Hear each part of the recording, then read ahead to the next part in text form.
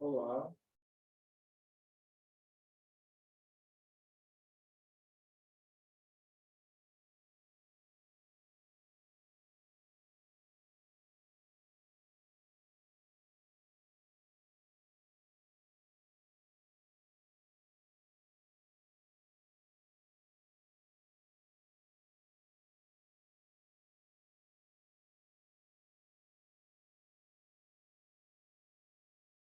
olá, tudo bom? Você me escuta bem? Escuto sim. Beleza. Você é autor de alguns trabalhos?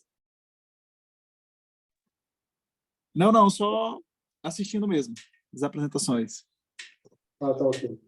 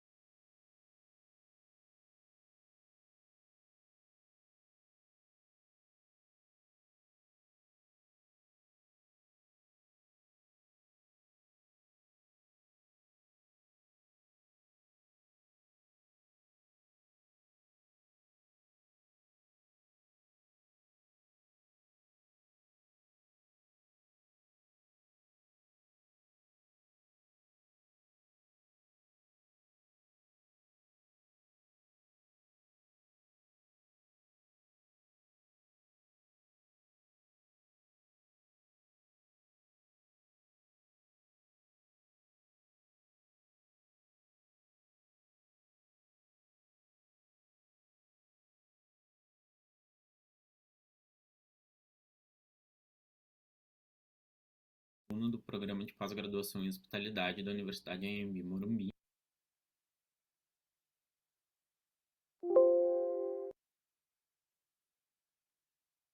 Olá, eu sou Felipe Arnone, aluno do programa de pós-graduação em hospitalidade da Universidade Anhembi Morumbi, e vou apresentar o trabalho realizado em coautoria com a professora Valéria Ferraz Severini, a hospitalidade a partir da oferta de espaços LGBTQIA+ friendly nas grandes cidades, Nova York, Buenos Aires e São Paulo em foco.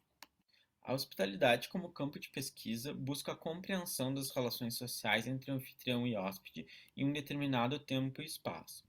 Segundo Camargo, nas grandes cidades, a urbanidade indica uma hospitalidade encenada e aponta a superficialidade dessas relações, que para o autor ocorrem nos interstícios de um cotidiano e de uma história marcada pela inhospitabilidade, quando não pela hostilidade. Destaque-se ainda que os progressos sociais, políticos e jurídicos e espaciais da população LGBTQIA+, através do reconhecimento como sujeitos numa sociedade de consumo e do exercício da sua cidadania, continuam em risco no Brasil e no mundo, seja pelo avanço de uma onda conservadora e retomada da pauta de costumes heteronormativos, seja pelos impactos econômicos e sociais causados pela pandemia da Covid nos espaços LGBTQIA+ friendly. Sim, a pesquisa visa responder à pergunta: a presença ou concentração de estabelecimentos comerciais LGBTQIA+ friendly em determinados territórios de centros urbanos torna essas cidades hospitaleiras? O objetivo principal, então, é investigar a relação entre hospitalidade e territorialidade nos grandes centros urbanos a partir da concentração de empreendimentos LGBTQIA+ friendly. No referencial teórico, então, a gente traz as discussões sobre origens, conceitos e fundamentos da hospitalidade com Camargo e Lashley, tratando dos espaços sociais de Camargo e dos domínios da hospitalidade de Lashley. Depois passamos para os estudos da hospitalidade urbana, onde o Grinover foi pioneiro. A partir do aprofundamento da investigação sobre a hospitalidade urbana, a professora Valéria Ferraz Severini entende que a hospitalidade urbana é resultado de uma somatória de sensações derivadas de atributos tangíveis e atributos intangíveis, onde o foco dessa nossa pesquisa são esses atributos intangíveis, que são de natureza psicológica e subjetiva e dizem respeito às experiências anteriores e memórias de cada um, e que de alguma forma dialogam ou não com a cidade a ser visitada. Depois, então, passamos para a discussão da evolução do movimento LGBTQIA+, no Brasil e no mundo, e sobre os espaços sociais das pessoas LGBTQIA+, na sociedade contemporânea. Caracterizamos então essa pesquisa como teórica empírica, qualitativa e exploratória, fundamentos na teoria queer, através de uma concepção reivindicatória e participatória conforme Creswell. Temos um estudo bibliográfico documental com levantamento de dados geográficos, fotográficos, documentais sobre os espaços LGBTQIA+. A coleta de dados se deu durante o período de 1º a 30 de junho de 2022 e foi realizada através de guias, documentos, blogs, sites, bases de dados das cidades pesquisadas. Na discussão e resultados, então, nós destacamos a forma fragmentada que se deu o desenvolvimento das cidades contemporâneas, intimamente ligada ao espaço das minorias e em especial da população LGBTQIA+, onde Grinover destaca uma espetacularização em busca de experiência nos lugares de hospitalidade da cidade. Ainda mais, Severini e Panosso Neto destacam que os espaços públicos e espaços privados de uso público são ocupados e disputados por moradores, turistas, comerciantes, empresários e poder público, muitas vezes de forma desequilibrada e em tempos que a atividade turística ganha maior relevância econômica nas grandes cidades. A cidade de Nova York tem uma forte ligação histórica com o movimento LGBTQIA+, justamente por causa da revolta de Stonewall Inn e o surgimento das paradas de orgulho LGBTQIA+. A cidade tem como característica a grande oferta de espaços públicos e privados de uso público relacionados à comunidade, praças, pontos turísticos, bares, restaurantes e bairros. O Escritório de Turismo e Promoção da cidade possui um roteiro com 17 pontos de referência LGBTQIA+, conforme a figura do mapa. Os bairros gays de Nova York evoluíram de lugares ancorados por serviços, bares e grandes comunidades queer como o Village de Chelsea para enclaves menores e mais difusos em todos os bairros, em razão do processo de gentrificação apontado por Bell e Bunny. A cidade de Buenos Aires, capital da Argentina, é um dos principais destinos turísticos das pessoas LGBTQIA+ no mundo. Apesar de não apresentar a formação de um bairro ou uma localidade específica da comunidade LGBTQIA+, os bairros de Palermo, assim como as localidades contíguas da Recoleta e de San Telmo, apresentam a maior concentração dos espaços de acordo com a figura 3.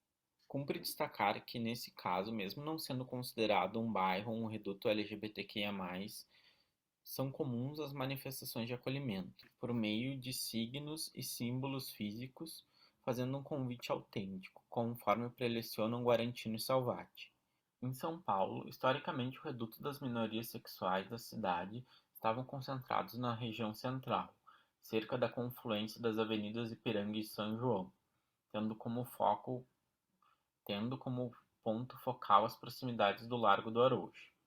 Em razão das dinâmicas sociais e econômicas, esses espaços passaram a ser concentrados na Consolação, entre as ruas Augusta e Frei Caneca, sendo esta reconhecida como a Rua Gay de São Paulo. Durante o período da coleta de dados em que se celebra o Mês do Orgulho no Brasil, pôde-se observar a utilização de elementos simbólicos para a manifestação do apoio à causa LGBTQIA+, em espaços públicos e privados de uso público, assim como o apoio da gestão pública aos eventos comemorativos.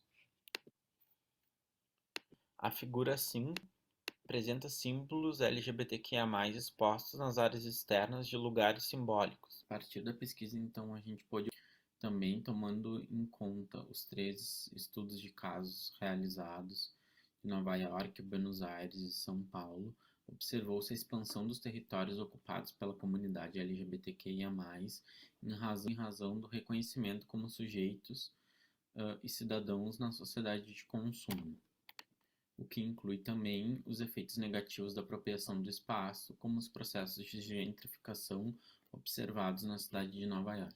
Observou-se ainda que as expressões de apoio e acolhimento, por meios simbólicos, contribuem para a sensação de pertencimento e ajudam na sociabilidade. Reforça a importância da apropriação do espaço público por todos, contribuindo para uma sociedade diversa e uma cidade mais hospitaleira. Também que a oferta de espaços privados de uso público é essencial para a sensação de bem-estar e acolhimento da comunidade LGBTQIA+, porque nesses locais as pessoas se sentem mais à vontade e seguras para a livre expressão da personalidade, de afetos, da sua sexualidade e identidade de gênero, sendo descritivos dos lugares da hospitalidade. A gente passa então para as referências utilizadas. Muito obrigado.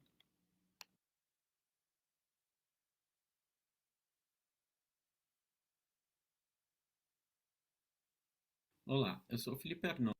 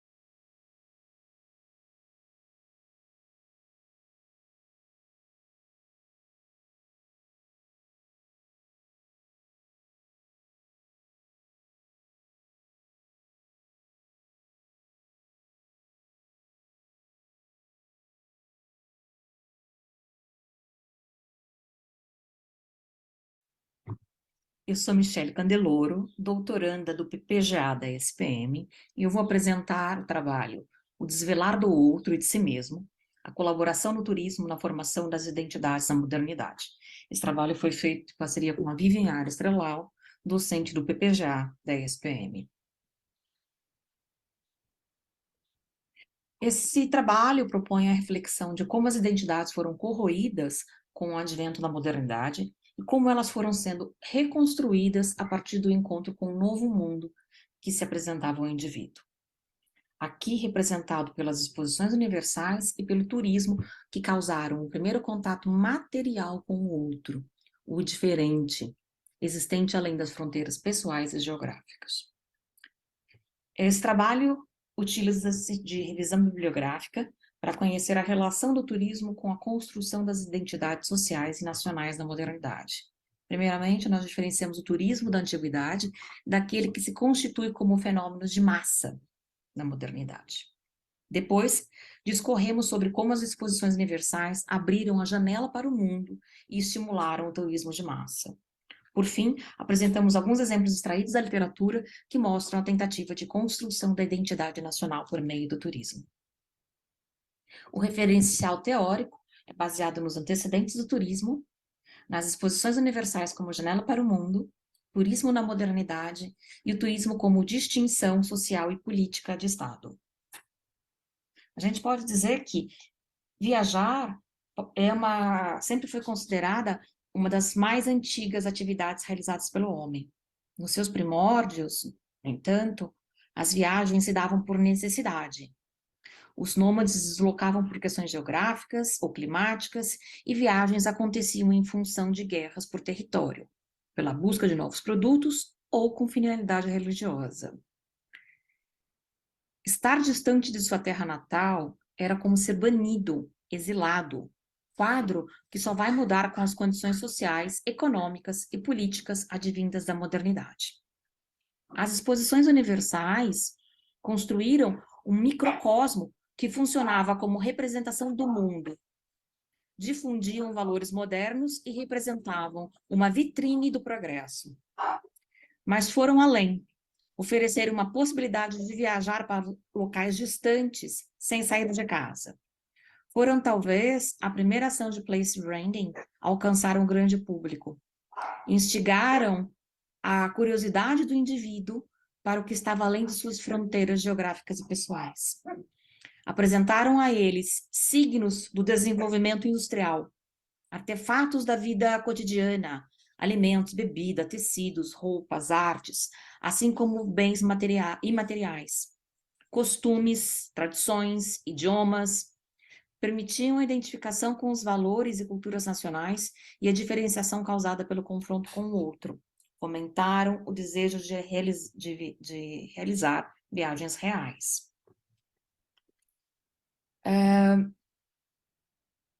O turismo na modernidade constitui-se como turismo de massa a partir das mudanças estruturais associadas ao processo de industrialização do século XIX, especialmente os trens e ferrovias. E também pelo surgimento de uma cultura de viagem e da organização da atividade turística com a disseminação dos guias de viagem, a mediatização do pós-guerra e a criação do que seriam as agências de viagem. O próximo ponto eu vou abordar a seguir. Como resultados, o levantamento da literatura apontou a estratégia do poder central de usar o turismo para unir diferentes povos e culturas que viviam sobre a mesma bandeira. Da mesma forma como foi empregado no último período do Império Romano, foi replicada nos impérios multinacionais da modernidade. Alguns exemplos que a gente aponta no artigo são a criação do National Park Service nos Estados Unidos da América, que era uma agência governamental administradora da maior parte dos parques, monumentos, espaços históricos, naturais e de recreação do país. Ela teve como objetivo construir o nacionalismo norte-americano e difundir os valores dessa sociedade, formando uma identidade da nação por meio do turismo interno. A Suécia valeu-se da difusão do autêntico folclore e costumes como símbolos da nação no discurso promocional do turismo com dois objetivos. primeiro deles era incorporar as regionalidades dentro de uma construção identitária de país, e com isso, evitar tensões regionais. E o segundo ponto era promover a autenticidade do destino. A análise histórica dos guias de viagem feita por Kocher, na Alemanha e na Europa em geral, mostrou que o conteúdo foi mudando ao longo do tempo e ganhando um enfoque maior de representação de nação e de identidade nacional.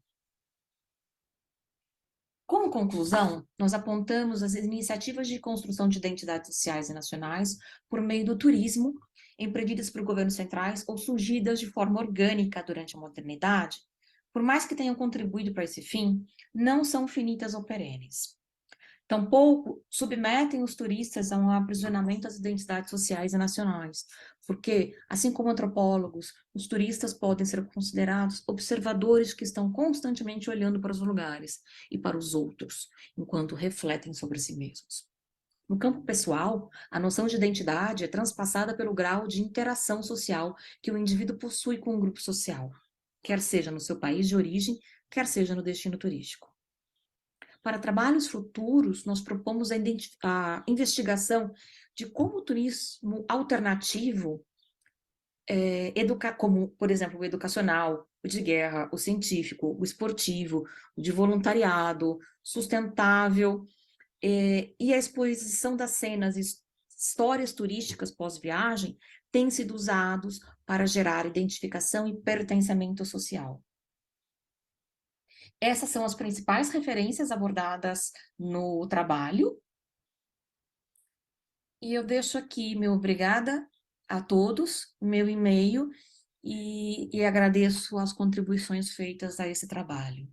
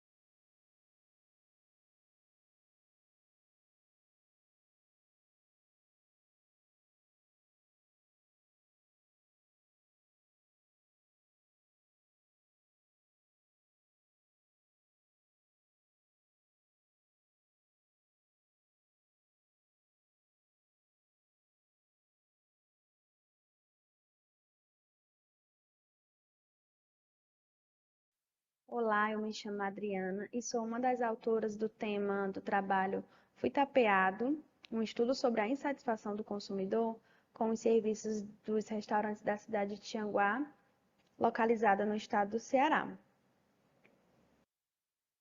A área do comportamento dos consumidores envolve o processo de compra de uso e até da despensa de produtos e serviços no mercado. Cada pessoa age de uma maneira para satisfazer as suas necessidades ou desejos. Isso reflete diretamente no comportamento de cada consumidor, de acordo com Solomo 2016. Nesse caso, é importante entender que, além da satisfação dos consumidores, a insatisfação reflete dentro do ambiente organizacional. Diversas são as organizações que precisam lidar com a insatisfação dos consumidores.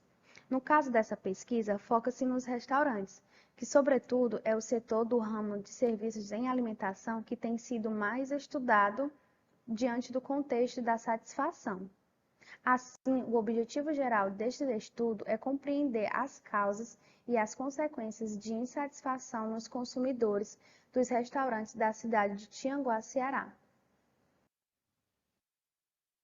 Olá, eu sou Yasmin, uma das autoras do artigo, e vou dar início agora ao referencial teórico.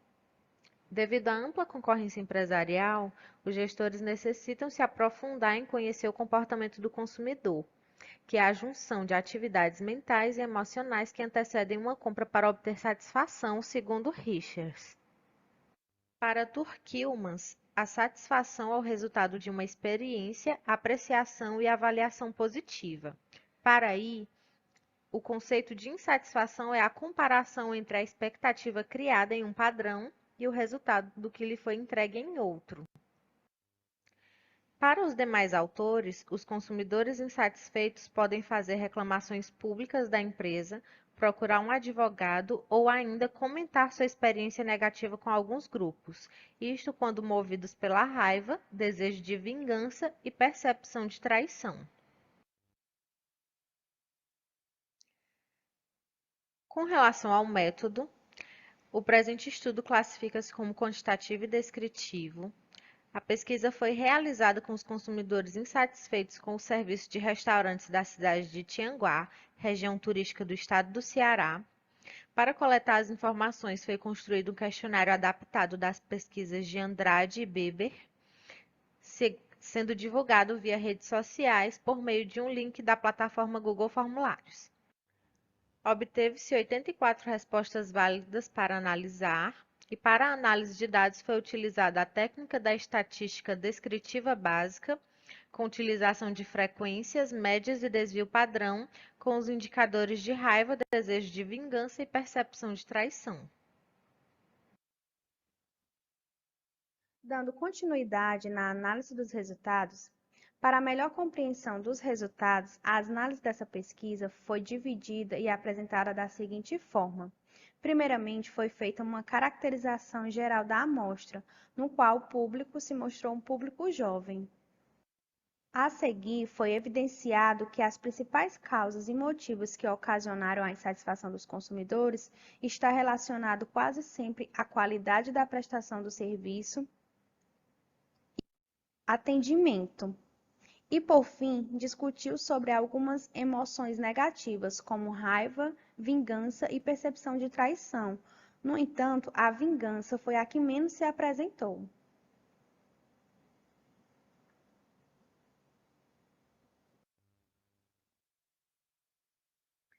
Dando continuidade com a conclusão, as principais causas de insatisfação do consumidor são o atraso no pedido, falha de atendimento do garçom ou sistema utilizado para pedidos, além de comida ou bebida ruim. Verificou-se que os restaurantes nem sempre oferecem soluções para resolver a situação e, quando oferecem, não suprem as necessidades e o cliente continua insatisfeito. Dentre as emoções analisadas, a raiva foi a que obteve o maior destaque dentre os respondentes, levando aos consumidores a deixarem de frequentar o local ou mesmo fazer um boca a boca negativo para as pessoas mais próximas. Tivemos como limitações a amostra baixa, e as sugestões são a ampliação da amostra a partir da expansão geográfica dos consumidores pesquisados.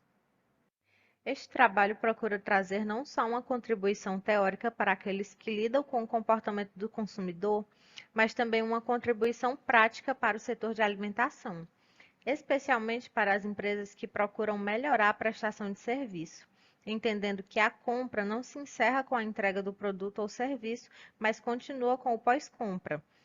Assim, torna-se importante o monitoramento de todo o caminho que pode acontecer com os consumidores, caso eles passem por uma situação de insatisfação. Essas foram algumas de nossas referências e o nosso muito obrigada.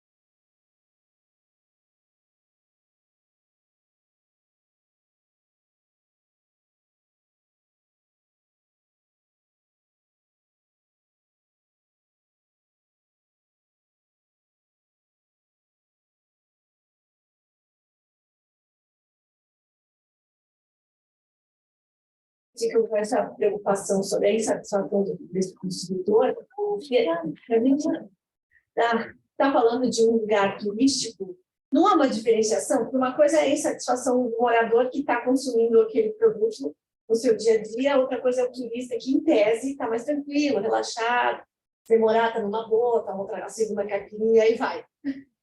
É só isso que eu queria saber, então, a localização e essa diferença, houve essa preocupação com a diferenciação. Xanguá fica localizado no interior do Ceará, a aproximadamente mais 273 km de Fortaleza, que é a capital.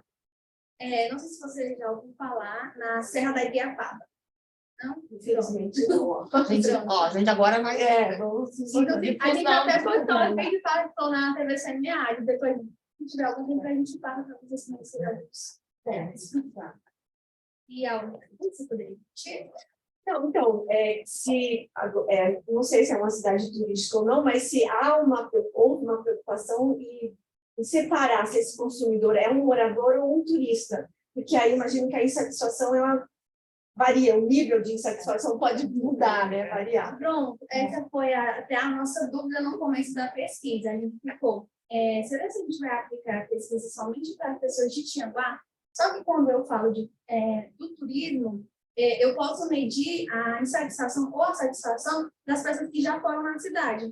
Então, a gente fez uma pesquisa, a gente já até levou o boca a boca, e da forma que a pessoa ia respondendo a pesquisa, se ela conhecesse alguém que já tivesse passado por insatisfação, que fosse da cidade ou não, ela também já poderia responder aquele questionário. No qual a gente envolveu a Serra da Ibiapaba, que é uma serra, vamos dizer assim, é o centro turístico. A gente vai colocar ela realmente no centro. Como se fosse a zona norte do estado, o domínio de turismo é na região da Ibiapaba, que é onde a gente está. Tem uma amiga que ela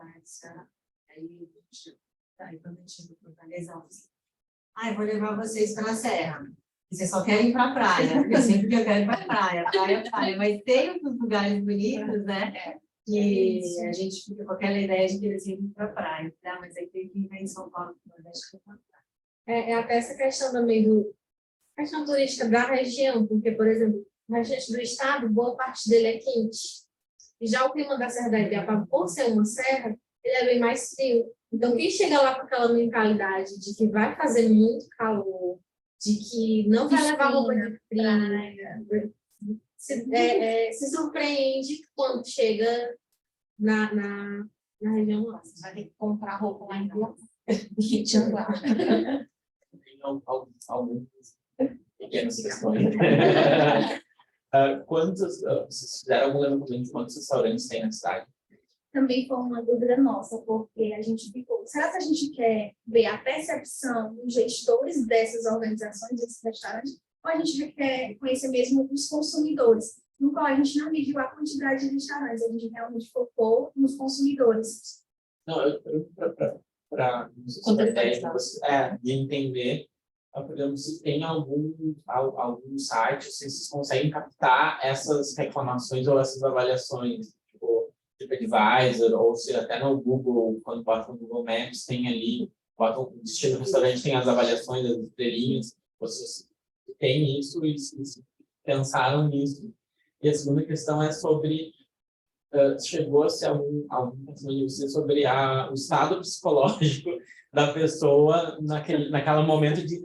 porque em gastronomia, e eu lembrei um pouco das aulas da professora, quando a gente discutiu alguns, como eu avalio o meu serviço completo em gastronomia, então o meu atendimento, a ambientação, a música, a comida, a bebida, os serviços, se eu estou num dia ruim, eu bati meu carro, me separei, fui demitido, ou se eu estou num dia maravilhoso, que eu fui promovido, enfim, que é véspera do meu casamento, às vezes a nossa questão psicológica, ou o nosso estado de espírito, vou chamar assim, interfere muito na avaliação.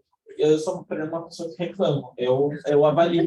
Eu gosto de avaliar. Eu reclamo e eu avalio. Porque eu tenho formação na área, então tem coisas que me incomodam muito quando eu vou em alguns bares e restaurantes. Então, eu faço questão de avaliar e também para informar. Às vezes, o estabelecimento não tem essa rede de contato com o cliente. Não faz pesquisa de satisfação, não faz nada. Então, está ali, está registrado que eu fui mal atendido. Se eles quiserem algo que um dia procurar e melhorar, vai estar ali. E para outras pessoas também não passarem a mesma experiência que eu. Não, vamos fazer a questão dos sites. Por ser uma cidade pequena, é muito difícil você encontrar assim, todas os sites, toda a questão de tudo organizado, sabe? É difícil você encontrar. Em relação de como o consumidor ia estar, a gente realmente não pensou, mas a gente meio que instigou o consumidor. No nosso questionário, a gente começou.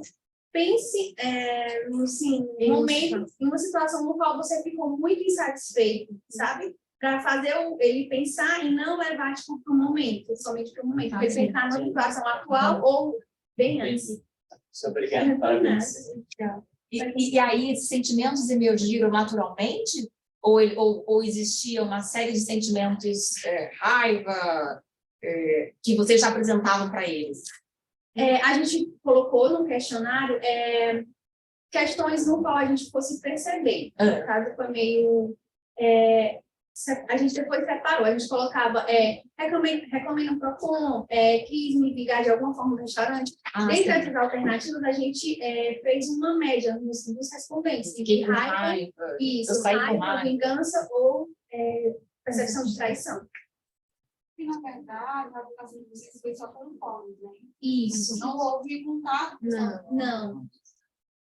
Então, isso deve ser uma prerrogativa que influenciou na percepção do consumidor. Porque, por exemplo, no questionário presencial, eu vou ter uma percepção diferente, ver como é que a pessoa vai se comportar, de como você apenas faz em vida dessa pessoa. A gente até pensou nesse caso, vai que assim, a pessoa... Gente, eu reclamei de tal restaurante, ele não vai querer falar para mim. Então, a gente aplicando o questionário, ele ia se sentir mais à vontade.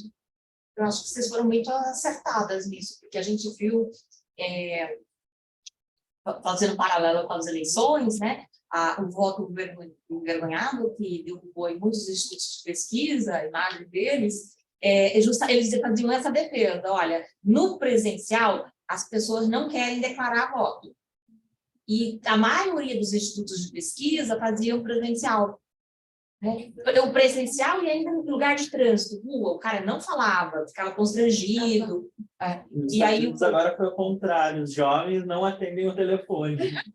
Daí não respondem pesquisa por telefone, deu a distorção das pesquisas lá. É verdade, eu acho que eles vão ter que arranjar uma multimétodo. Nosso tempo está chegando aqui, eu queria fazer uma consideração.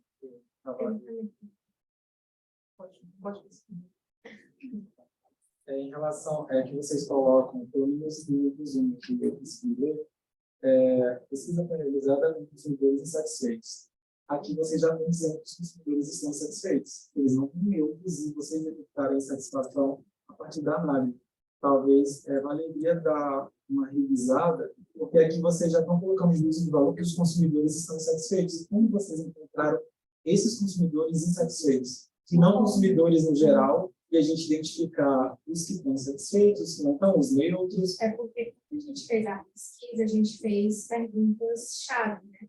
No caso, você já passou por alguma situação de insatisfação? Se a pessoa respondesse sim, ela seguiria no questionário, senão já bloquearia uma gravação. Não foi utilizada uma escala de insatisfação? Não, a gente foi direto.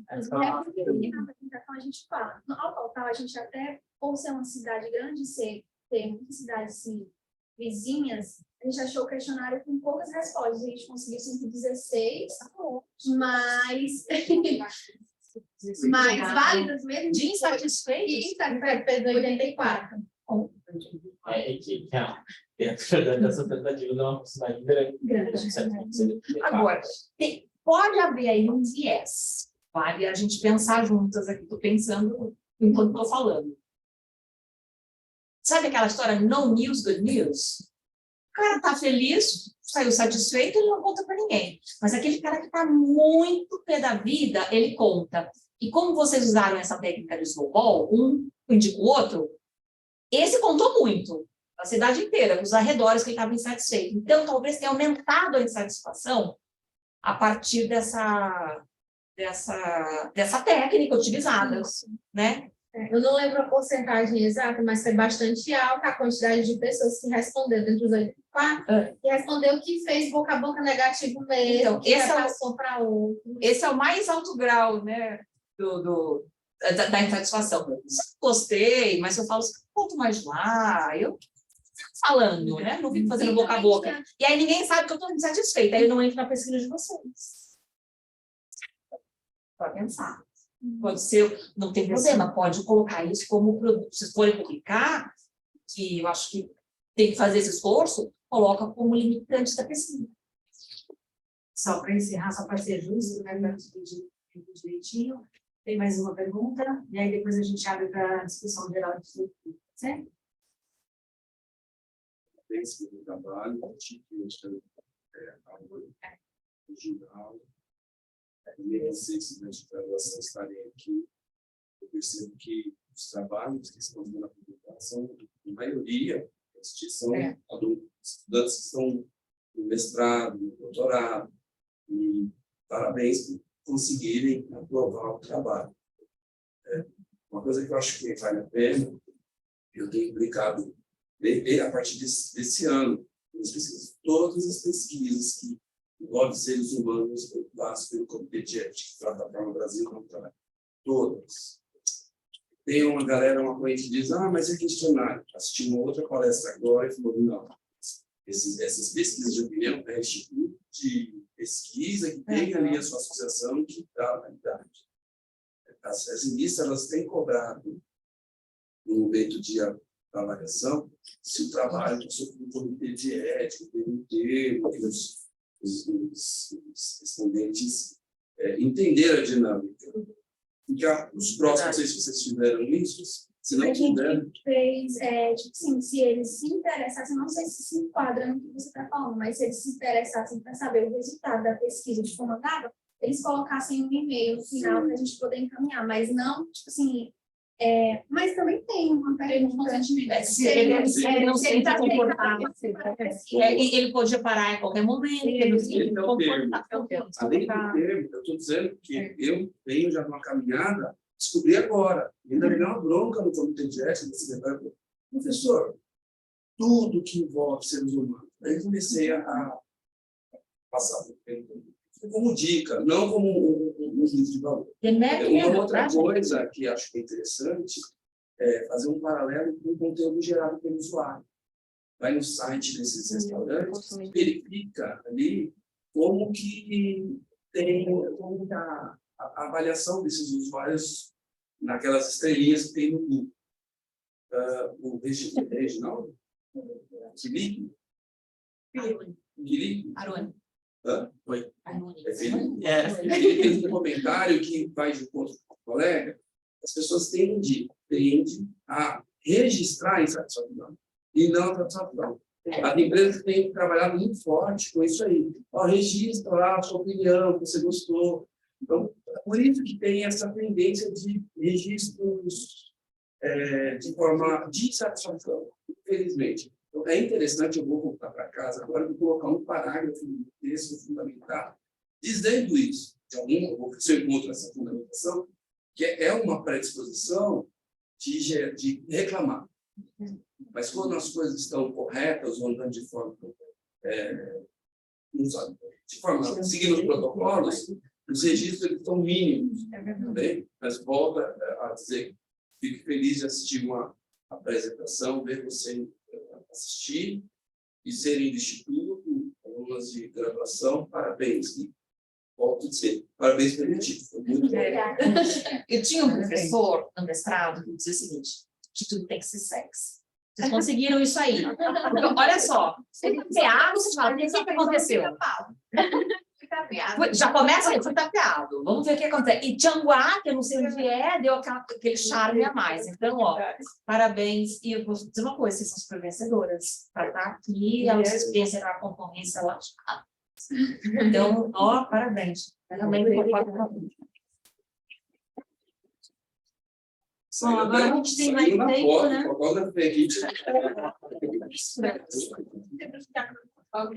Então, parabéns mesmo, gente. Muito legal. Pessoal, a gente tem então mais 5 minutos, né, na discussão geral. Essa é a Vivian, minha orientadora. Olá, Vivian. Olá, gente. Olá, Vivian. Olá. Se a Vivian também quiser, né, fazer uma pergunta, participar. Bom, vamos lá, pessoal. A gente tem mais 20 minutos aí para pensar. A gente tinha uma pergunta que ficou, né, Rodrigo? Não. Pergunta eu não tenho nenhuma, não, só parabenizar todo mundo. Os trabalhos muito legais. Olá. Você lembra, não? Passou. Eu passo isso aqui, tudo porque eu esqueço também. E Elton, você tem ainda não esquece onde você vai deixar ele papelzinho? Não. Ah, bom, eu esqueço. Ó, o meu. É isso aí. E Elton tem perguntas? Assim, eu não pesquiso muito sobre áreas de turismo, mas recentemente, na minha última estudo de mercado, eu pesquisei com alguns colegas sobre turismo acessível. E então, eu tive uma vasta dificuldade de encontrar literatura que retratasse sobre isso, porque o turismo ele é um tema geral, né? E dentro desse tema a gente visualiza várias especificidades, como os colegas apresentaram. Aí eu fiquei questionando, como eu não olhei o trabalho de vocês a fundo, ativos do debate sessão. Vocês tiveram alguma dificuldade de literatura que sustentassem as ideias que foram propostas dentro do estudo de vocês? E também uma outra questão, como é que vocês visualizam as contribuições que isso pode oferecer, tanto no âmbito da literatura, como no âmbito prático? Porque o Felipe ele traz um tema interessante que eu acredito que não é muito explorado. E que quando ele concluir, no final, ele vai ter um retorno disso, que outras pessoas terão a possibilidade de pegar um trabalho que realmente valorize uma temática que não é esporádica dentro da literatura. Da mesma forma, que a colega traz, né? Das meninas, pelo menos, é de comportamento, consumidor, é um tema que já é desconhecido, que tem uma representatividade, como ele sabe, eu pesquisei. Mas já o dos meninos são temas novos, temas que estão em avanço. Então, como vocês visualizam a oportunidade de contribuições em relação a esses temas? E se a literatura ela tem limitação com relação a isso? Ao que vocês... Suas perguntas são profundas. E super interessantes. Acho que a primeira que se sumarizou lá no final, ela é o objetivo que a gente tem que botar ali na introdução. Por que eu estou pesquisando? Qual é a contribuição? Minha contribuição como pesquisadora para políticas públicas, para a academia e para o mercado. as empresas. É o que está ali naquela folha, quando a gente submete o artigo, tem ali, né, a contribuição. Eu tenho uma dificuldade muito grande, eu estudo dentro da hospitalidade, o foco em quem recebe, o anfitrião desses espaços.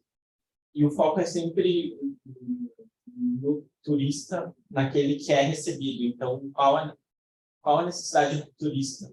E não o que pensa o anfitrião, o que pensa quem está recebendo. E aí a gente tem que trabalhar com outras áreas de pesquisa. Eu trabalho com bastante geografia política, sociologia, antropologia, e mesmo no exterior, esse foco na hospitalidade, o foco no anfitrião, são pouquíssima literatura mesmo.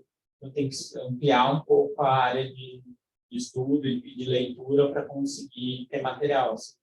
Que é uma delícia, né? Que eu acho que enriquece muito. Dá mais trabalho, é mais trabalhoso, porque tem pesquisa em temática LGBTQIA+, tem bastante na área da saúde, tem bastante em esportes, tem bastante no próprio turismo, marketing, comportamento do consumidor LGBT, tem bastante, mas pensar o foco em quem está recebendo e que características são necessárias para receber essas pessoas, o que eu penso, o que o meu ambiente tem que ter para eu considerar LGBT mais friendly, amigável às pessoas. Quais características que eu tenho que ter para eu colocar um selinho na minha porta, por exemplo, eu sou friendly.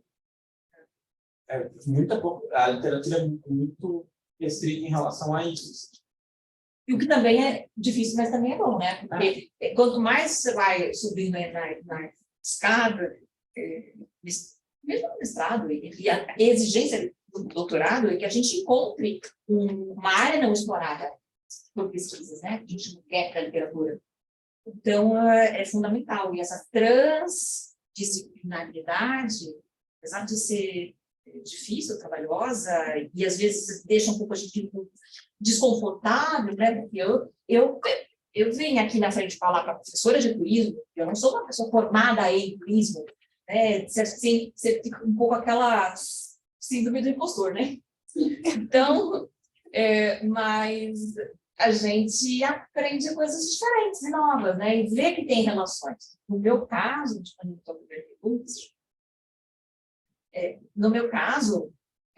a contribuição, olhando para modernidade, tem gente que diz que a gente já passou.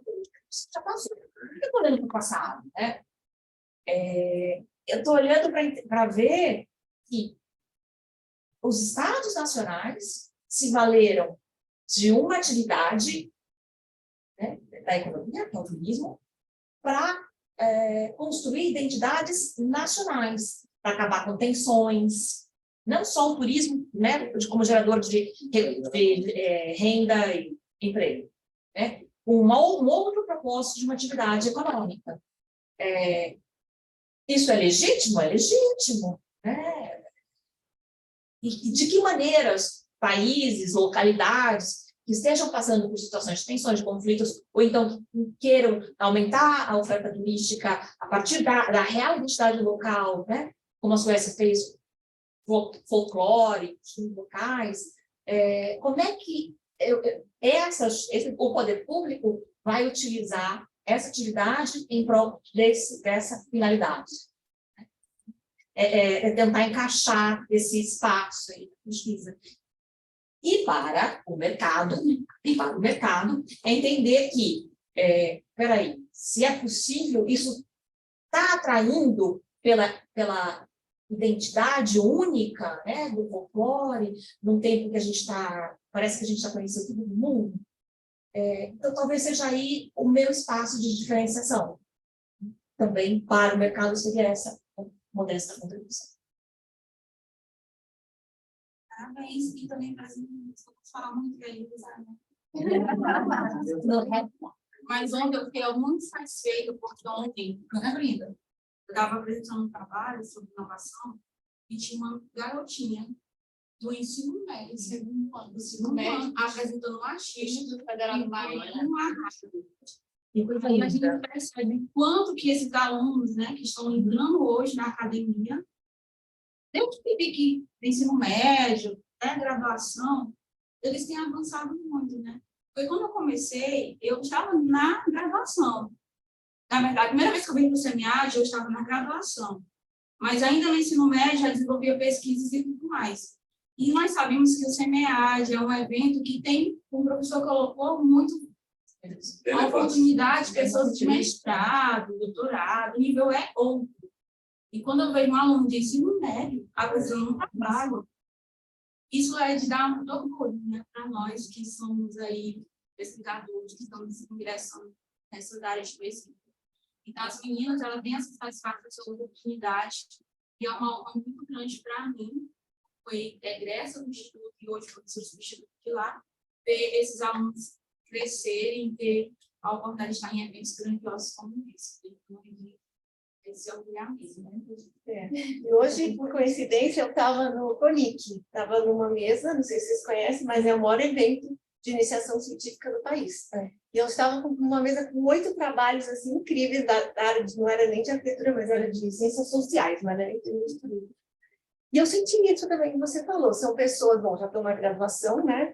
E, assim, trabalhos diversos, desde trabalhos sobre o folclore do interior de Minas Gerais, eram 2, tinham 2 trabalhos sobre as questões ambientais, tinham trabalhos sobre a importância das questões também LGBTQI, mas no caso, o foco em estudantes de educação física, enfim, mas assim, vários temas interessantes e também pessoas capacitadas, e o que reforça a importância da iniciação científica. É o começo, né, gente? É onde a gente, nós, professores, colocamos ali, plantamos a sementinha, né? E aí depois eles, espero, né, que sigam aí no mestrado e no doutorado. E é isso, né, gente? Estamos mudando de governo, né? E aí acho que novas políticas de educação vêm aí, que sejam muito positivas para nós, né, e que cada vez mais a gente consiga pesquisar e incentivar os nossos jovens, porque eu também, não sei se quem falou, mas eu também acho que a educação é o caminho, né? Você... Não, sabe, mas eu acredito que ela salva mesmo.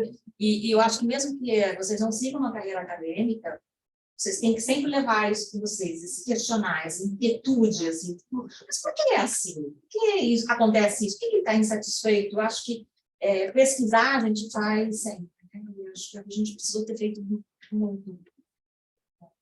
Dentro dessa questão, vocês até citaram a questão das empresas, né? E a gente conversando com alguns donos de restaurante, de bares lá na cidade, eles se interessaram pelo resultado da pesquisa, né? Até a gente deixou como contribuição, não só teórica, mas prática. Porque esses gestores, eles procuraram, eles acharam interessante entender como que o consumidor, por que o consumidor estava insatisfeito, o que seriam as causas, né? As causas, e o que poderia ser as consequências. E voltando até para o que a Laís tinha falado sobre a insatisfação, a questão da limitação de trabalhos. Se observar, a gente tem muita referência antiga, 1984, 1991, coisa, porque sobre insatisfação tem muito trabalho, mas sobre insatisfação não tem, é também escasso. E foi até o questionamento de um dos nossos professores, qual o tema que vocês estão trabalhando nesse semestre? A gente está trabalhando em satisfação. Por que vocês não trabalham a satisfação? É tão mais fácil, tem tanto trabalho já aí para fazer isso. Não, porque a gente quer entender a insatisfação, é do caminho mais difícil, não tem literatura. Senão a gente vai. Principalmente quando não tem literatura, que vocês contaram.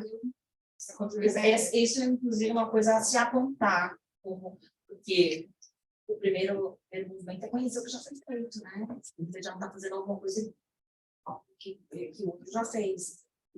E nesse buscar de literatura, nesse varrer da literatura, se você não encontrou, é bom dizer. Então, trata especificamente desse ponto, sobre essa abordagem.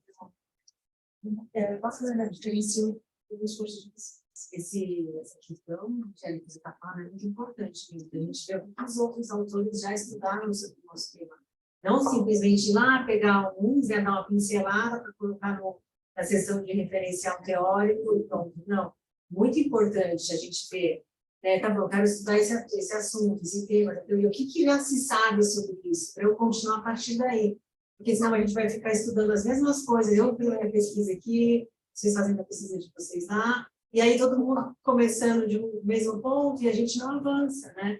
Porque você pode acabar fazendo alguma coisa que outra pessoa já fez, ou algo que já se sabe. Então, vamos ver onde parou, né? Até onde a gente sabe em relação a isso. Assim, o que se sabe sobre a insatisfação do consumidor? Ah, se sabe até aqui. Então, agora eu vou partir daqui para frente. E aí sim a gente consegue avançar no conhecimento, a gente consegue fazer contribuições, como você falou, né? Tanto teórica, tanto para a literatura, como para as práticas, né? Das empresas, dos destinos turísticos, das organizações de forma geral. Então, é muito, muito importante mesmo a gente fazer essa parceria, essa leitura. E aí isso daí vai para todo mundo, para qualquer trabalho, né? E continuamente ir se atualizando, né?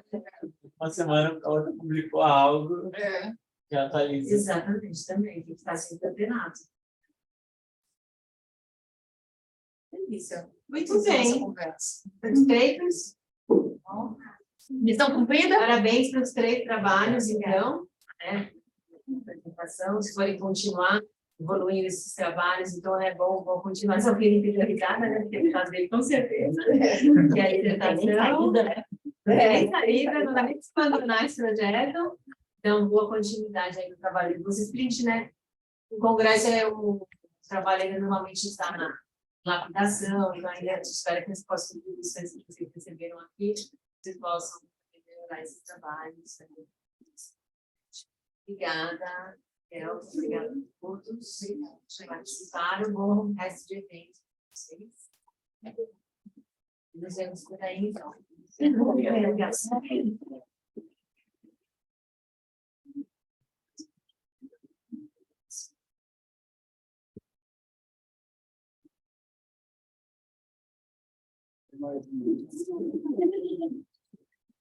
Vamos em Tijuana.